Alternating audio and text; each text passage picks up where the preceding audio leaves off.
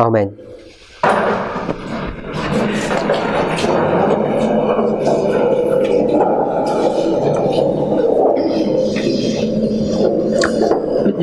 We're in Early Writings 241 paragraph 2, 241 paragraph 2, and we're looking at Ellen White's depiction of the Advent movement. It's called the Advent Movement Illustrated, and what we've seen is that before the time of the end there's a period of darkness, and there are varying companies which I'm suggesting are the varying denominations in the Dark Ages, who are all bound together by a common doctrine or a common idea. They're in captivity to Babylon, we could say.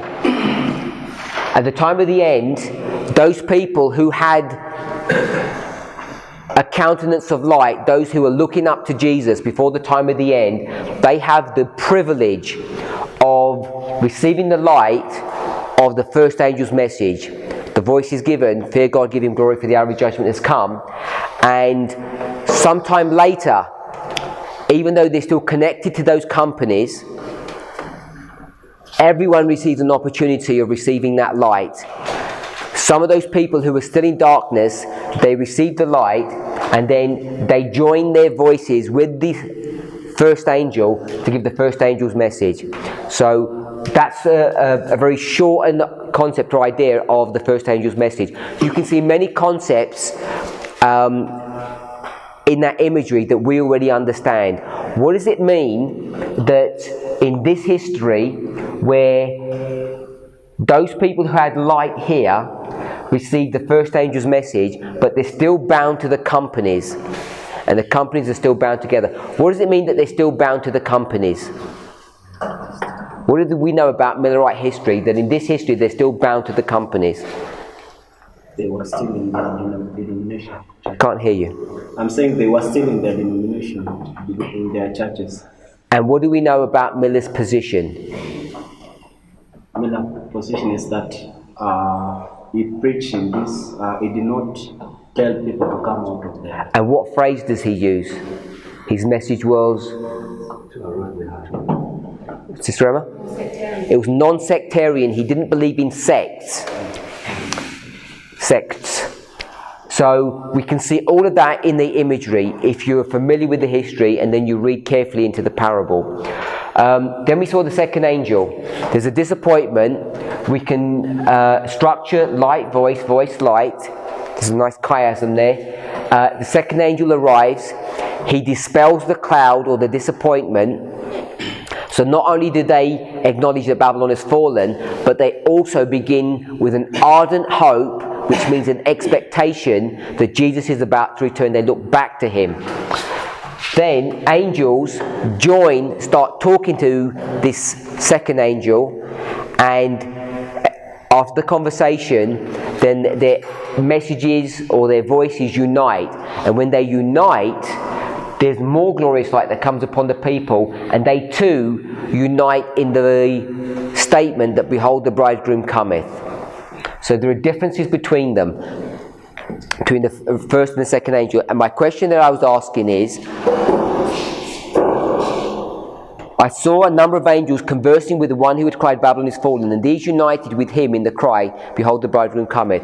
So I'm asking, does this second angel change his message from Babylon is fallen to behold, the bridegroom cometh, or does he retain his message and the others just join him? And we've got different ideas, and I think we ended up with the question that I'm asking: how do we even identify what an angel is when we say first angel, second angel? Because we'll, I assume, realize that they're God's people.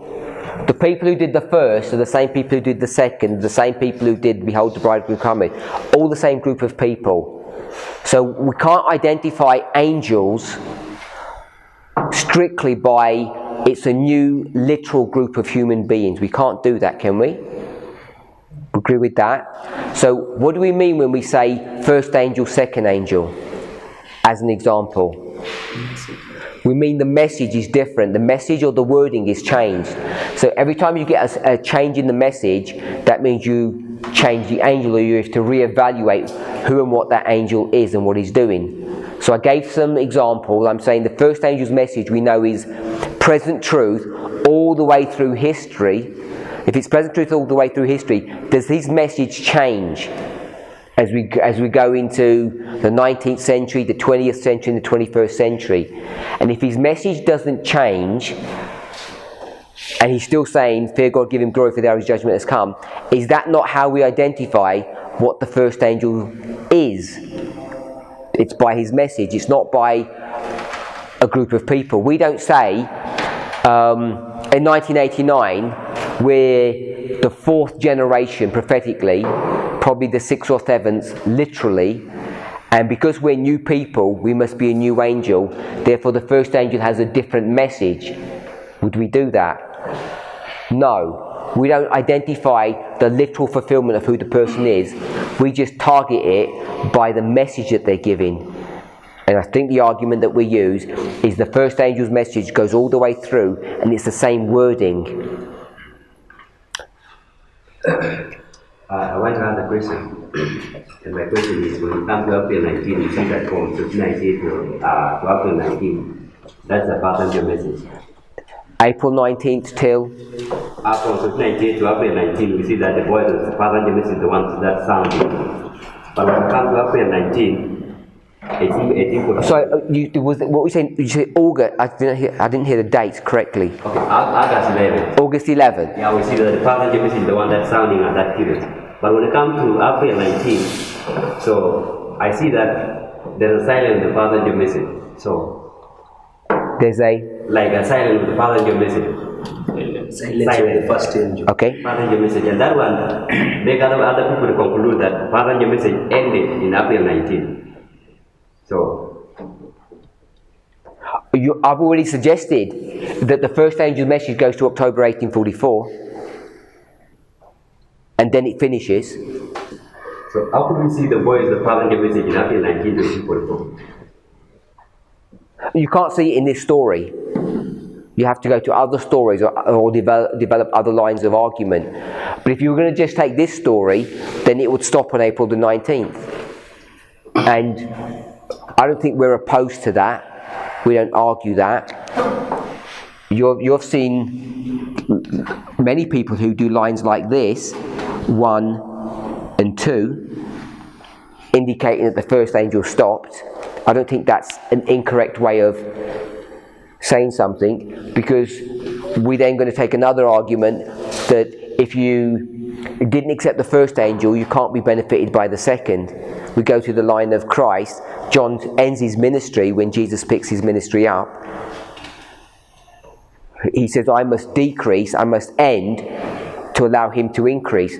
Otherwise you'd have competing voices, competing messages. And you see that in the disciples fighting one another, John's and Jesus's. So I don't think it's invalid to do that it stops here in April the 19th. I think it's a valid application to make.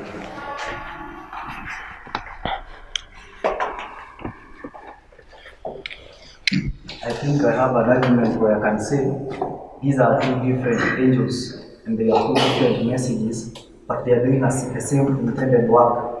And I would argue and say that the one who is saying Babylon is fallen, he is telling the ones who have been tested by the first angel that they are fallen in the test.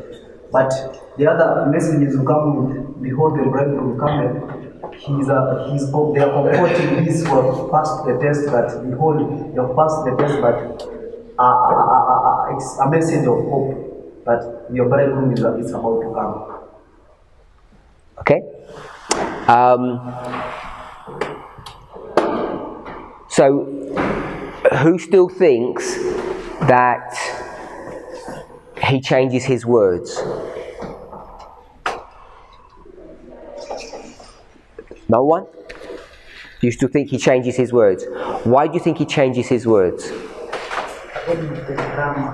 According to the grammar. Tell me what you see in the grammar that makes you believe that.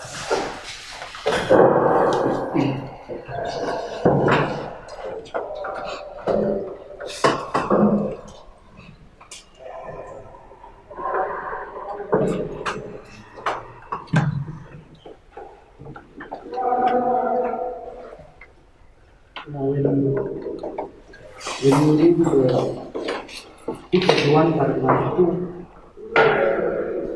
it says, I saw a number of angels conversing with the one who had cried. So the name cry, the past tense of the name cry is cried. So it's the past tense. And for these angels to converse with the second angel, you must be silent first for them to converse. They must be Silent. You must stop crying for them to converse with the angels. So I'm saying, what he's saying, the angel who had cried, the second angel had cried, past tense. And after crying, now he converses with the angels who have come to unite with him. So after they have conversed, then they join, and he's united with him in the cry. So they united in the cry because the bridegroom coming. So I don't see whether there is problem there. okay. So he gave the message, Babylon is fallen. He stops because they're going to have a conversation, and then they pick up their messages again. So the fact that he stopped, I'm not sure is an argument, because he could have stopped and carried on giving the same message. So it seems to me that your argument is in the word united. And these united with him in the cry. So you're saying the word united means you say the same words. Yeah? Okay, Brother Rogers. What's your position? Position still remains that he carries, the second angel gives the same message. Why? So my argument was, yesterday we were looking at the third angel, and we were saying the third angel is carrying through history. Then an angel comes and joins it. So the correct words from the Spirit of prophecy is that he joins his voice in the proclamation. So he joins the third angel in proclaiming, but the third angel does not change his message and begin to say Babylon is fallen, is fallen. What you are told, this angel comes in to give power to the message of the third angel. So the third angel still saying, don't receive the image and the mark of the beast, but that angel comes to give power to that message. Anything else? So we're picking up the word united, and people are saying the word united means you have to be saying the same words. Yeah? So we're on 241 paragraph 2. Let's jump forward to the passage we read yesterday, which is 277 paragraph 1. Before we read 277 paragraph 1, my brother, I want to ask you a question. We speak about the loud cry in that story, and he says another angel joined the third. Do you agree that that angel that came down was the angel of Revelation 18 that we read yesterday? And the angel of Revelation 18 says what? Pass. Says what? You have two angels in Revelation 18. Pass 1 to 3 or pass 4. The one that lightens the earth with his glory. We don't have two angels, we only have one angel. The other one is just a voice. It doesn't say it's angels, but it says the one who lightens the earth with his glory. Babylon is fallen. So it says Babylon is fallen, and when he comes and joins, I'll use the word join, the third angel, does anybody change their message? Does the third still say the third, and the second still say the second? No. They change? They say the same? Yeah? Yeah. The third is still saying, this is what Brother Roger's saying, the third is still saying the same thing, and now the second comes and joins him, and he's when he joins him, he's saying Babylon is fallen, the other one's saying the mark of the beast. Agree with that? Okay, so second sentence, 277 paragraph 1. Then I saw another mighty angel commissioned to descend to the earth. Are you reading that one? Are you there? I'm asking you, yeah? Then what does it say after earth? To unite what? With? Okay, so when he unites his voice with the third angel, you tell me what that what that looks like, what that means. When he unites his voice with the third angel, tell me how that works. So before I tell you, I'm saying the way the first angel is structured is different from the second angel. So when you are using the example of the third angel, I'm worried. You're Worried. You're worried. Yeah. Because we said the first angel arrived, and then the empowerment in 1840, you have the first angel plus the people. So it is different from the second angel. So let me just clarify. When you said I said something and now you're worried, all I read was spirit of prophecy. I didn't. The example which you see. No, but I didn't do anything. I just said that's what the spirit of prophecy says, and that's what the spirit of prophecy says.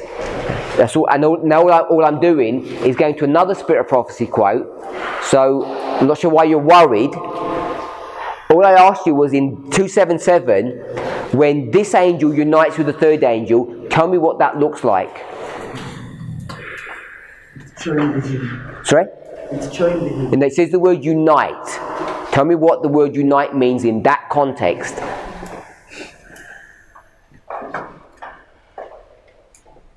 He came to do the same work. The same work. What's the third angel's work?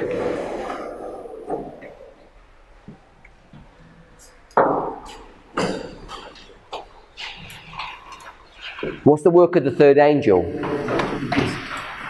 One. Yeah, but all of them are warning. Specifically, what's his work? One against the mark of the beast. Mark of the beast. We'll just say mark of the beast. So when this angel unites with the third angel, what's this angel saying? When he unites.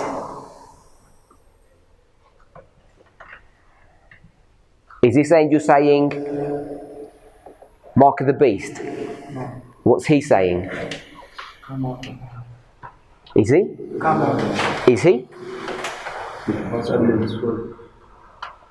Well, I can read the passage to you. He unites his voice with the third angel, and then it says, the light which attended this angel penetrated everywhere as he cried, Babylon is fallen. He's not crying, come out of her. He's crying, Babylon is fallen. Do you agree with that? When did he cry, Babylon is fallen? When?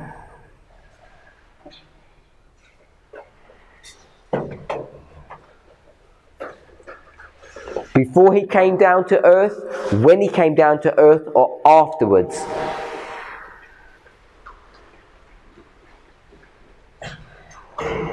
When he descended. When he came down. So my second question is, when did he unite with the third angel? Before he came down, when he came down, or after he came down? When did he unite? Where is the third angel first? Sorry? Where is the third angel? Where?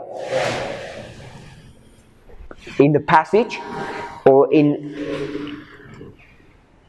Well, I'm not sure what your question is. So you asked me where do they unite? I asked, where did they unite? Did he unite with the third angel before he came down to earth? Or did he unite with the third angel when he came down to earth? Or did he unite after he came down? When he came down. So he unites when he comes down, and he speaks when he comes down. You're not sure on but which bit? Because I asked you carefully both things and you came up with careful answers. So I'll repeat it again then. When did he cry mightily, Babylon is fallen? Before he comes down, when he comes down, or afterwards?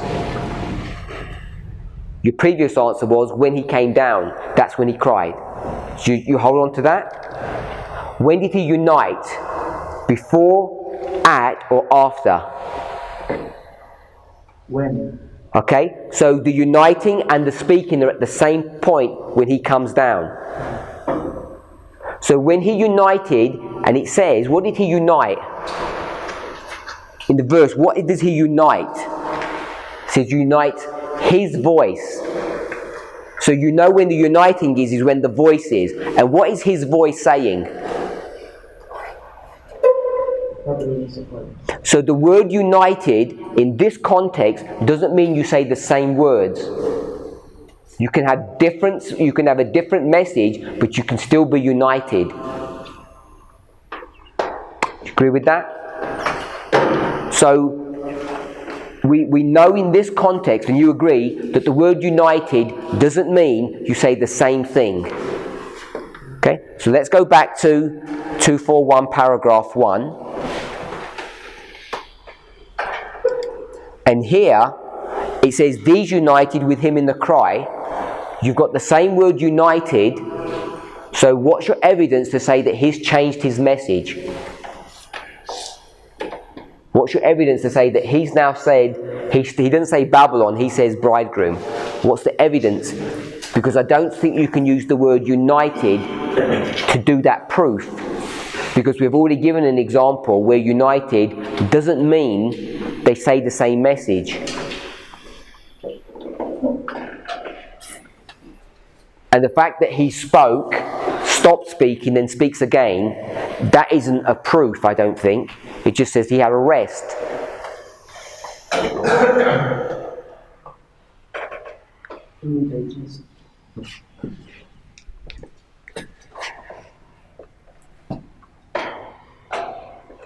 Brother William, what are you saying? I think for me, like, the angel just brings him, but the first angel still has his message. The message does not. The second, you mean? Yeah, the second angel rather. He does not change his message. He has his message when they know it. He only joins with the number of angels who are the midnight cry. Okay, so I've got your hands. What I'm saying is, first of all, if you read the passage, it's not clear.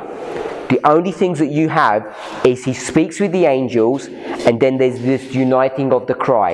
Yeah. With proof text united in another scenario, and we all agree when the second and the third unite, they're still saying things different.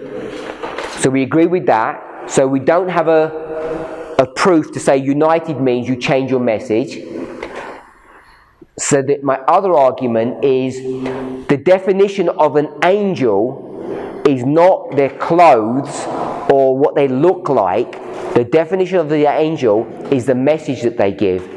And I'm saying if the first angel said fear God in the Millerite history, then in 1920 the first angel said let's all be happy, then it was no longer the first angel. It becomes a brand new message. In fact, you can't even track it anymore. So I'm saying an angel is defined by its message. And if this second angel changed his message here, then he would no longer have been the second angel. He would have had to be different. Just like the first angel didn't change, I'm saying the second angel didn't change. My brother? I'm seeing enlightenment in the cry, but not the specific message they are giving. If each and every individual maintains the message that they are having, but the enlightenment is in the crying. And I've seen some parallels bringing the second passage you've just read to the one that you're reading. With this one, you see that the light indicated this angel penetrated everywhere as he cried mightily with a strong voice.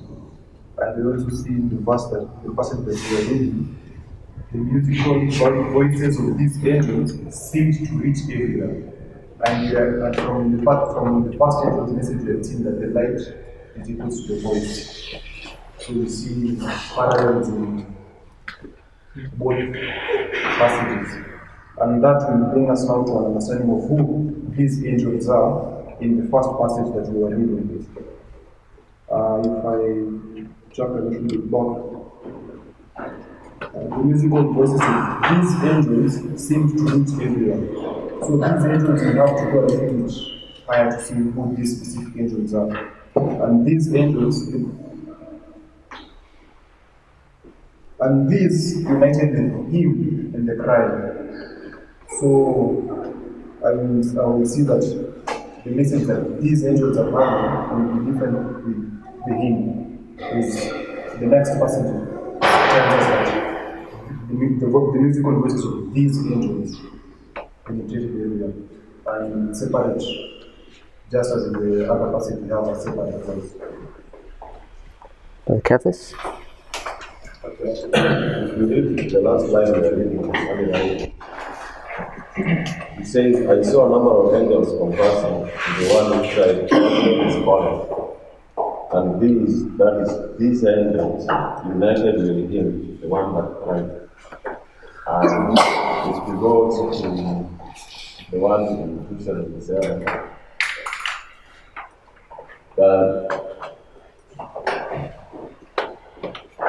angels are going to unite their voice with the So I want to use an illustration. For example, if you have been doing your work through history, like from one point, and you're continuing, you are still doing your work, and then I come with my work and join you, and we unite. So both of us are continuing with our work, but we run. I don't know to use the word parallel or contemporary. So this is the same thing that I'm seeing here in this now. The second angel is doing his work, and it's done through history with his message. But this other one that Christ, they come in what we normally call combining and sort of blending. So they run through, all of them doing their work, but they are united. Okay. So initially I was also reading the way he's reading it, and I'm also maybe reading it the same way. So that phrase united with him in the cry, for me I think how he reads it is the correct way. But I think what you've shown in United in 277 makes sense, but if you read this phrase here, it says that this united with him in the cry. It seems to me that this second angel who came first makes the cry, then the journey. That's what it seems like. But I think what again I'm thinking is later in Revelation 18, 1-3, the angel comes to repeat the message of the second, and he does not repeat with behold the brethren coming, but he repeats with Babylon is fallen, is fallen. And I think that solves to me that it doesn't change, it remains the same. So we've got this picture work here, which is what you've just described, and what I'm suggesting is that when it comes here, Revelation 14, it's flying through the midst of heaven. It doesn't say that in Revelation 14, but Ellen White indicates that. And then in Revelation 18, it lands on the earth. And I'm saying there's a symbolic significance of that, which I'm not saying I understand what it means, but what I'm arguing is that when this angel came down, it never left earth. It's been proclaiming this message all the way through, and we teach that. We teach that the second angel is present truth all the way through this history. He didn't stop somewhere in the Millerite line after August and never speak again and suddenly comes back. He's been saying Babylon is fallen for the past 100 and whatever years that is, 120, 30 years. He's never stopped doing that. And the message that he gave is always the same. All that changes here, he says, when I spoke at the beginning, it was only this limited group, and their doctrines weren't that bad. But now it's a much bigger audience because the cage is now full, and on top of that, there's a whole heap of other doctrines now. So it's just escalated, but it's the same message. And this fall of Babylon has just gone from bad to worse. So I'm in agreement with what you said. Yeah, but what you've taught us again is the reading. I think it reads like you first does the drive and the journey in this context. Yeah, but what you haven't stated in that, I agree. If you said the way you just expressed it, he first said he's cried, then the others join him.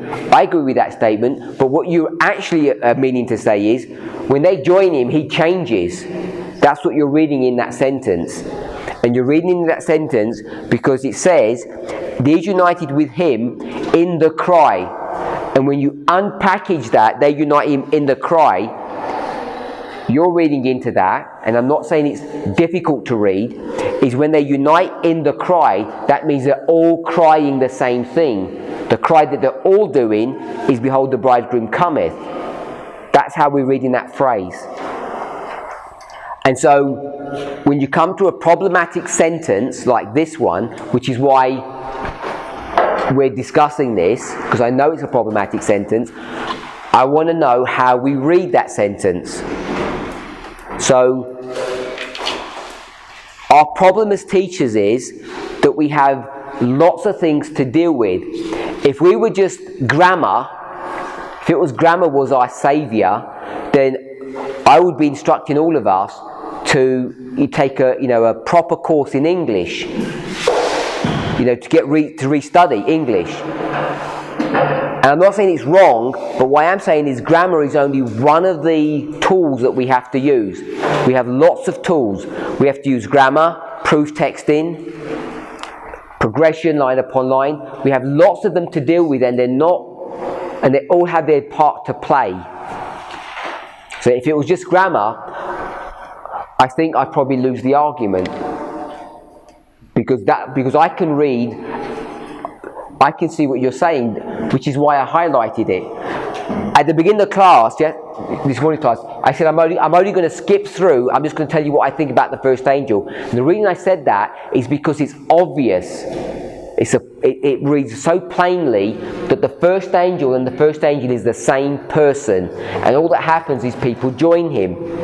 So I see that easy. This one, we slowed down and went back to normal teaching.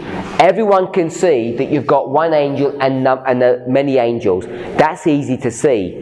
But what's not so easy to see is when these join him, does he retain his voice or does he change his message?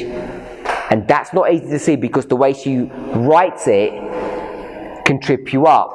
Hence my questioning on it. That's why we're spending time looking at that, is because I know the grammar says it that way. So the people who said, no, he retains his voice, they were using other arguments than the grammar. And I didn't, hence I asked them what their logic or their proof was.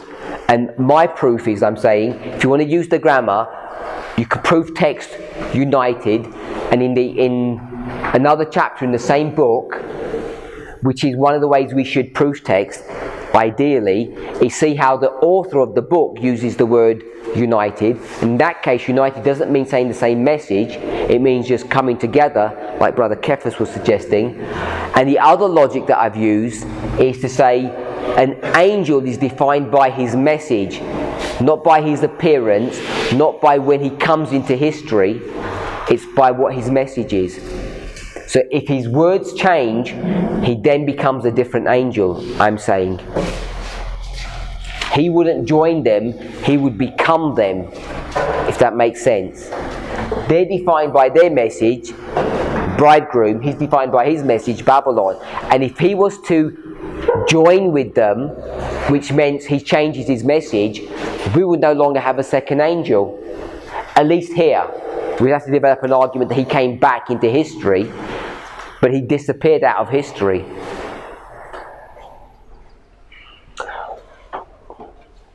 With that thought, in 1798, the King of the South delivers a deadly wound to the King of the North. We all agree with that. Then in 1989, the King of the North begins to retaliate back against the King of the South. We now teach that he delivers a deadly wound back by the time you get to the Sunday law. If you want to say Panium, I'm okay. Where was the King of the South in between those two histories? From 1798 to 1989. Don't know how many years that is. Where was the King of the South?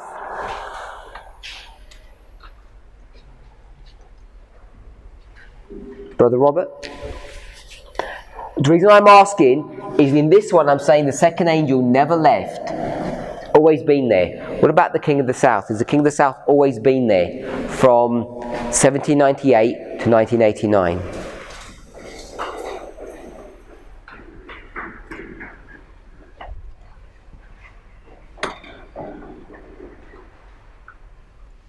First tell me the answer, and then the logic, depending on what your answer is. Not sure. No, I'm not going with that answer. You're a recognised teacher in this movement. You can't say, oh, you're not sure. Yes, what? Your quicker is he still there? So he comes in 1798, and when he comes in 1798, is he all the way through to 1989? There are some changes which happen in between, but I think he's there. He's there all the way through. Okay, so let me ask you a different question. Let me make sure I get my verse correct. I think it's verse 24.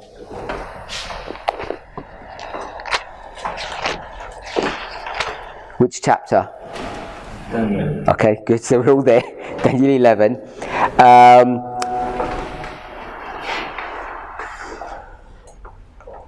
Yeah, verse 24.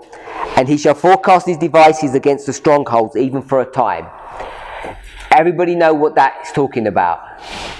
Does anybody not know what that's talking about? Sister Jackie, do you know what that's talking about?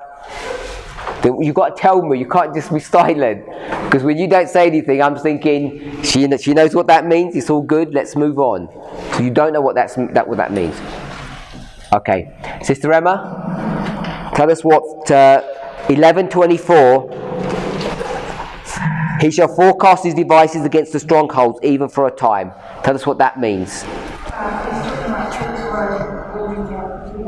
Can you hear that? Sister Jackie, can you hear? She can't even hear you. It's talking about pagan Rome, and the time there is a prophetic time, so it's 360, it's a year, which is 360 days, but within 360 years. It's talking about pagan Rome, ruling over these devices. That's the power over the earth from that place for 360 years, which will mark the 31 BC to 330 AD. All done? Did that help? No. My brother? Explain to Sister Jackie. Okay, 8 verse 24 is giving us the history of pagan Rome. Before you carry on, what are the rules of engagement between teacher and student? Sister Emma? What's the rules? What's the methodology? What's the system? To get them to.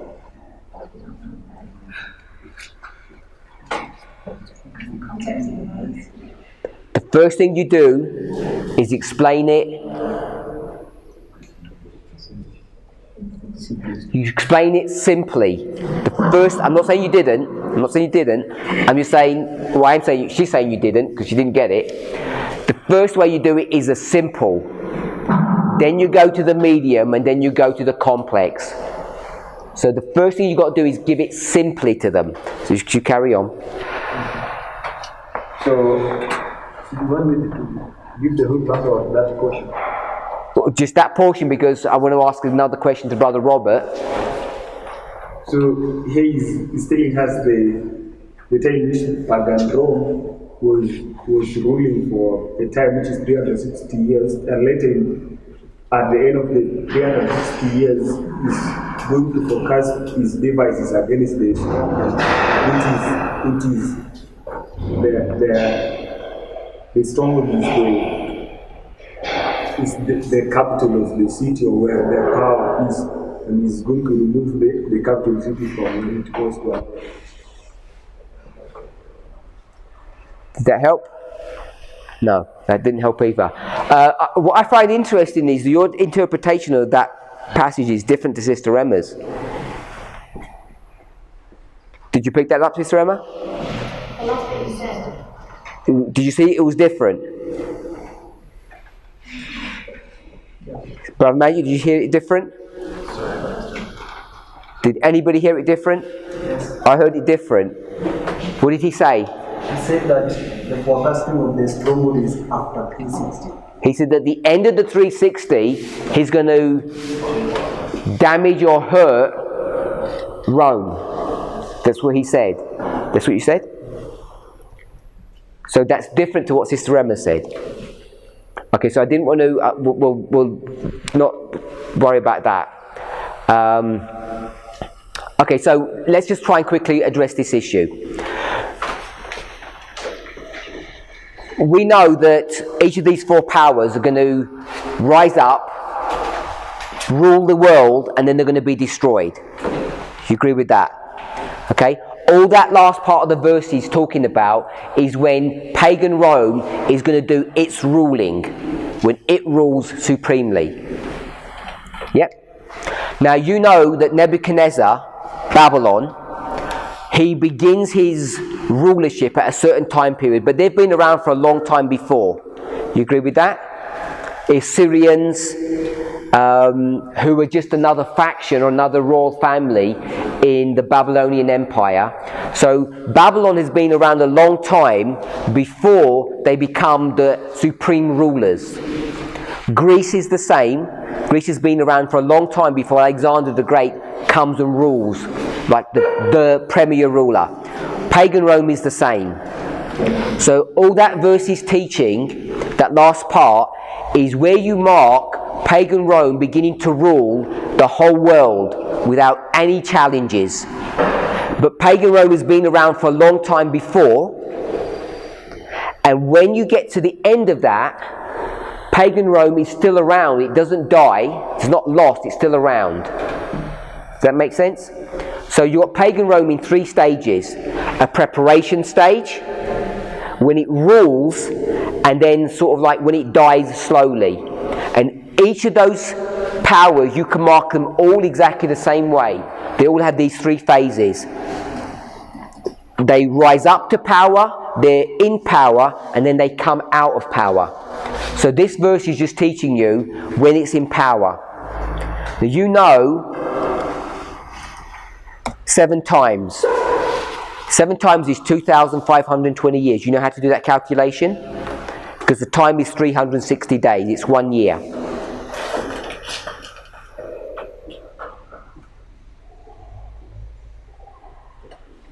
Yes or no? 1 year is how many days? 360. So you know that. So if I do time times and half a time, that's 3.5 times. That's 3.5 years.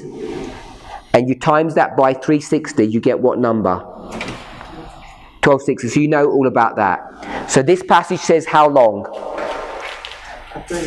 So how many years is that? So all that verse is telling you is in those 3 phases: preparation to rule, the ruling, and then the dying. It just tells you how long he's going to rule for. So how long did pagan Rome rule for? Which is how many years? So we've got a line now, which is 360 years. All we need to do is mark the beginning and the end. And the beginning and the end is 31 BC, and the end is 330 AD. So all you need to know is what those events were, what that history was. So that's all we would do. So that's all that verse is teaching. It's teaching when pagan Rome is ruling supremely. So I'm going to put a symbol of a crown here. It rules supremely here. So that's a simple version of what that verse is saying. Does that make sense? So it just says when does pagan Rome rule without anybody interfering or anybody challenging it? So, Brother Robert, you know that 31 BC is the Battle of Actium, and that is the king of the south. This is Daniel 8:9. Daniel 8:9, he goes from the east, the glorious land, to the south, king of the south. You know Cleopatra? Yeah? This is Cleopatra. When pagan Rome destroys or kills Cleopatra, that marks when there's no opposition to Rome. Who is Cleopatra, my brother? Who's Cleopatra?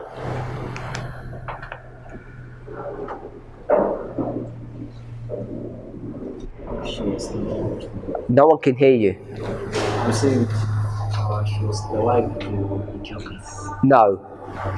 I'm not saying she is or she isn't. They're still not hearing you. You've got to sing it. You know, I know you can speak loud.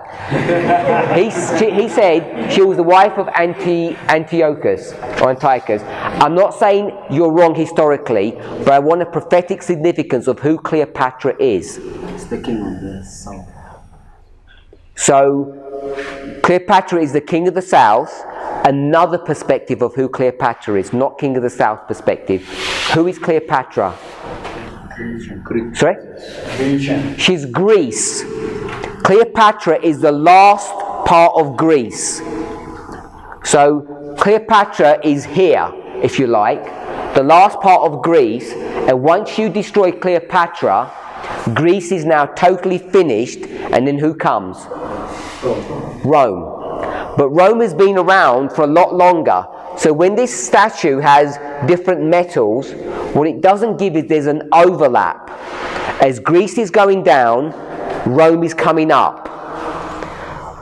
All this is marking is the very last steps of the overlap. Does that make sense? Greece has finally come down and Rome has fully come up. So that's the cut-off point. So the king of the south, Cleopatra, what happened to the king of the south from here all the way to 1798? Where was the king of the south there in that history? Sort of dormant. Okay. It wasn't there? It was there.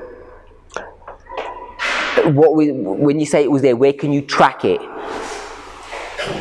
Because when I go back to my original question and I say where is it between 1798 and 1989, and you said it's there, my next question I'm going to say is where, and you're going to be able to start tracking it, because I know you're going to come up with some argument to track it. So then you have to give some argument. You're going to track the king of the south.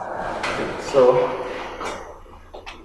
I would say the king of the south is there, but for me to be able to track the next time that I see the king of the south after that 1 BC is in the French Revolution. So 1798. Yes, 1798. So I believe he was there, but sort of hard to see him because.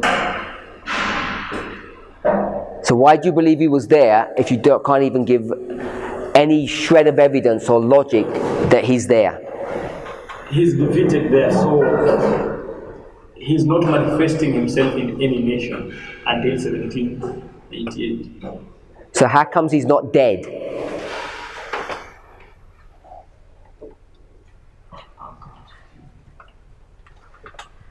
Did he get killed here?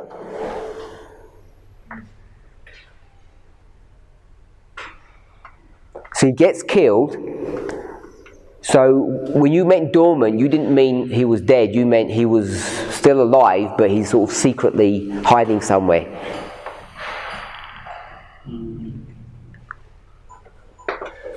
I think he's defeated there, he's killed, but he's going to resurrect in the future. Okay, so That's what I'm saying. that's 11, what verse? Which verse? 11. Resurrect. 40. 14? 40. You're asking? Revelation 11. Or Revelation 11, 8. 6, 8, around that history. Okay, we'll find out the verse so you can write it in your notes. If you're lost, I'll bring you back in a second. think it's 6. 6? Just tell us the verse number. 7. Okay, so when he dies here, is he dead? And then he's going to resurrect? So he's not there for that 1,000 years, nearly 2,000 years.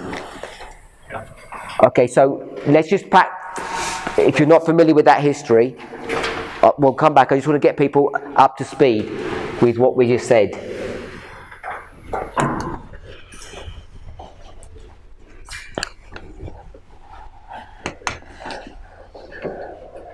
The king of the north and the king of the south are who? Which empire? It's Greece. So you've got king of the north, king of the south is Greece. Somewhere in these verses, pagan Rome is going to take hold of the crown of the king of the north. So this is Greece, and somewhere along this history, in between where Greece is, pagan Rome's going to come, and it's going to be called the king of the north. It's going to take that title from Greece. Are we okay with that? It then has to do what before it can rule supremely? Has to finally destroy Greece, and what's left of Greece? King of the south. So here's the king of the south, which is this here, 31, and once that's destroyed, then this is the 360 years of pagan Rome ruling supremely. So this here is 31 BC, it's the Battle of Actium, and this is Cleopatra. So Cleopatra is a Grecian princess. She comes all the way from the line of General Ptolemy, and she's the last part of Greece. So once you've finished Greece off, then you can rule supremely. You're here at the knees, if you like. So once the king of the south is dead, you don't see it ever again. We then go from pagan Rome to papal Rome. We've said that pagan Rome rules for a time. What year is that, Sister Jackie? Sorry?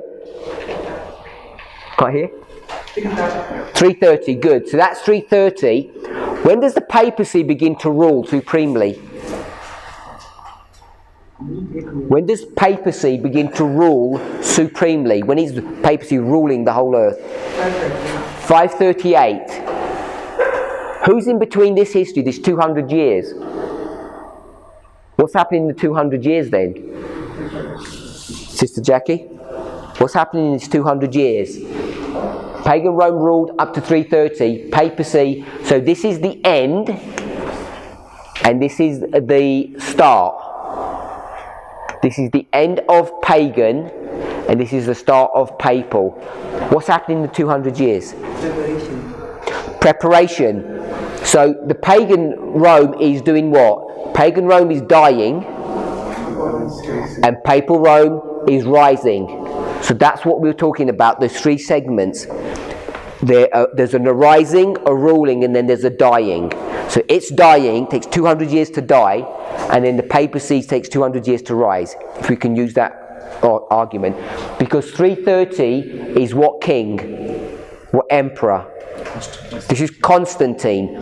This is when the papacy begins to interact with whom? Church and? This is church and state. This is compromise or pergamos. If you're okay with that. This church and state begins here. Now it's fully developed. And then the papacy will rule, and then it will go through that same cycle. So, when you get to 1798, just before, what date do you want to have, Brother Robert? 1770? 93. So we'll go with 1793. This is France with its revolution.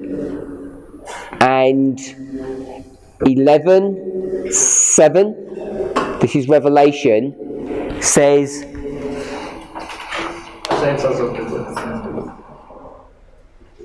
I didn't hear you. A beast ascending. It says there's a beast that comes out of a bottomless pit. And Ellen White tells you the beast that comes out of a bottomless pit is what? It's purpose. France. Sorry? It's France. The new manifestation. New manifestation of the power of God. And of Satan even. The new manifestation of the power of Satan. And how many powers do that, my brother? Because he said papacy, I said no. He said France, I said no. How many powers do that? Rise up out of a bottomless pit? And list them. Yeah? France. Islam.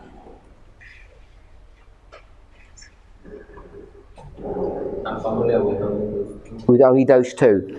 My brother, he said Islam, chapter.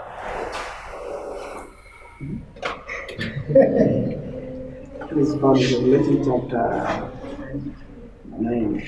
Revelation chapter 9. He said France. We've already got a chapter 11. Do you know another one?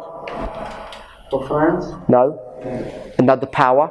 I think it's papacy. Sorry? Papacy. Papacy, chapter? So, chapter 3. Sorry? Chapter 3? No, 13. Not 13. 17. 17. Verse? Chapter 17 and verse number. Verse 8, someone said it.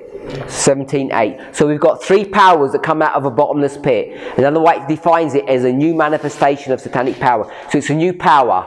So here, when France is new. Brother Magic, what's new about France?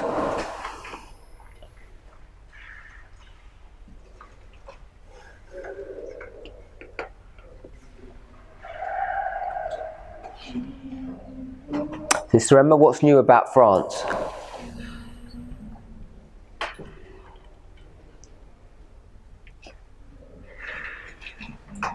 Well, basically, papal was part of papacy. So it was papal before, so what's it now?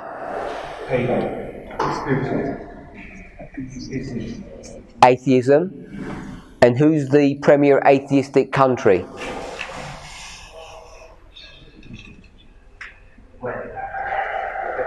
Bible prophecy. Egypt. So what's new about it? What kingdom is Egypt? Sorry? So what's new about France? So France is now the king of the south. So my question to Brother Robert was, here's the king of the south and here's the king of the south. What happened to the king of the south in between that? Was it there? Was it interfering in the background somewhere, or was it just dead? So that was my question. So I'd say dormant. It's dead. okay, so dormant means dead, Brother Rick. It's dead. It's dead? So it's dead and it's now going to resurrect again. Everybody okay with that? So then I asked another question. The original question was,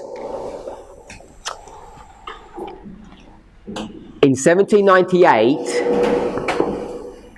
you've got the King of the South, who's alive and well, and then we've got 1989, and then you've got the King of the South.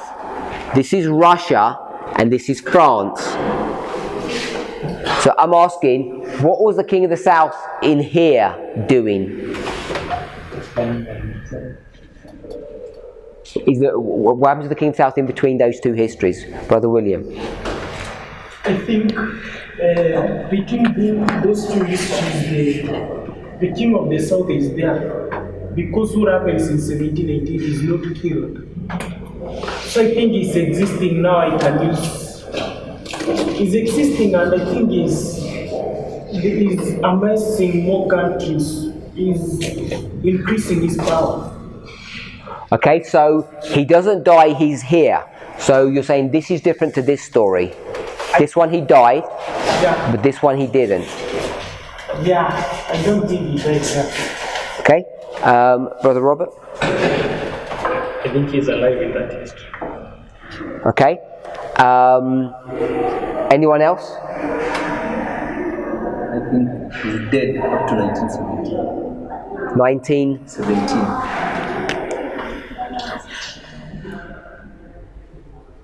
So you think he's dead up to 1917? Does everybody know why he said 1917? Why 1917? Because we saw the rise of Soviet Union from 1917. So that's Russia. So we've got Russia here, begins to rise up and take up this role. We've all seen the studies of Sister Tess where Fatima has the vision that says, kill Russia. So that's why he's arguing that. And you're saying in between that he's dead. When did he die? And who killed him? Yeah. When did he die? And who killed him? Died in 78. He died in 1798. And who killed him? France. He killed himself? Okay. So, how does he kill himself? So we know that before 1793 France becomes the king of the south. But 3 years later, I think when you read the Spirit of Prophecy, they leave all that and come back to the normal system. So they become atheists and then they go back to God. They become religionists again, Christians again. So therefore, they're no longer the king of the south. They inflict a deadly wound upon themselves. Okay, so I've got some disagreements. Are we okay? Okay, so we'll pick up after breakfast. But I just want to ask another question. Hopefully, this won't make it worse.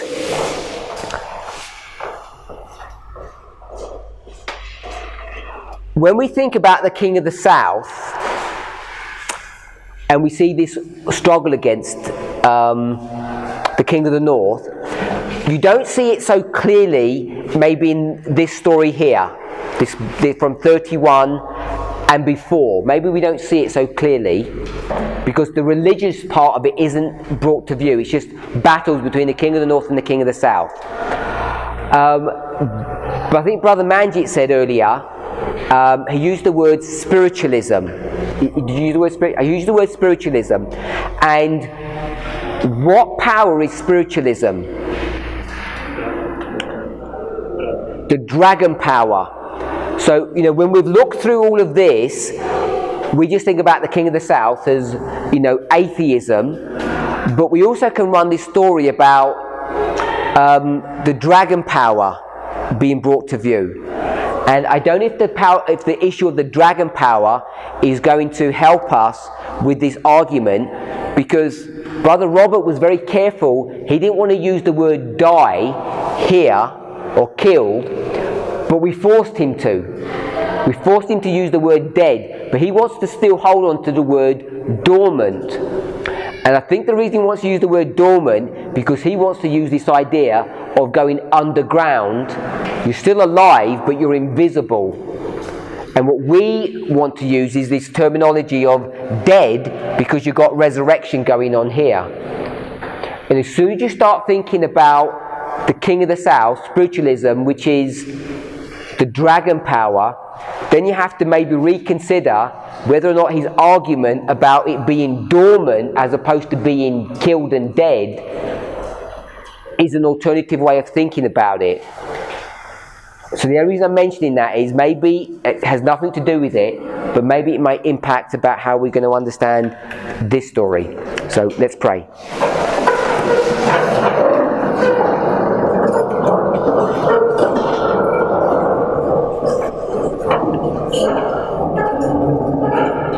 Heavenly Father, we give you praise and thanks for your goodness and mercy. We ask, Lord, that you would guide, direct and bless us. Help us to have a clearer understanding of your word. Help us to come together in unity. Lord, we know that you want to train a class of teachers who not only are devoted to you and love you, but that all are marching in unity and in step with one another. Even though we're here, Lord, for a very short time, already we've come to nearly the completion of 2 weeks. We only have another week together. Lord, we could have spent many, many months together. And the more time we know that we spend together, the closer we would come together. Help us, Lord, in the remaining 1/3 of our time to press even closer together, not only in our doctrinal understanding, but in our personal relationship with one another. If there are any differences between us, if there are any bad feelings, may the coming together on doctrine be the means by us putting aside our personal differences so that we might press together and work closer with each other. We know that time is short and we know that the workers are few. Please empower us to do this work. We ask a special blessing upon the food that we're to eat. In Jesus' name, amen.